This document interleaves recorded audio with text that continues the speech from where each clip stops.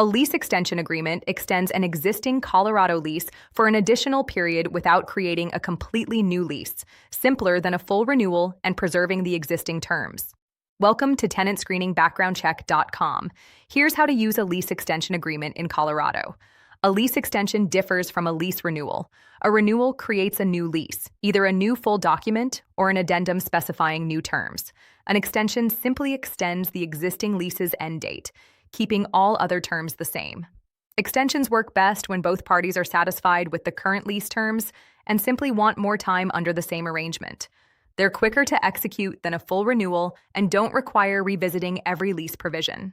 The extension agreement should specify the current lease end date, the new end date, whether the rent will remain the same or change during the extension period, and confirm that all other terms of the original lease remain in effect.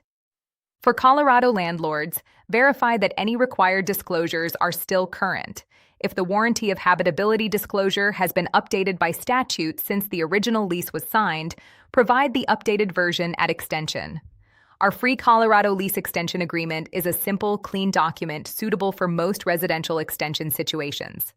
For the freeform and Colorado landlord resources, visit TenantScreeningBackgroundCheck.com.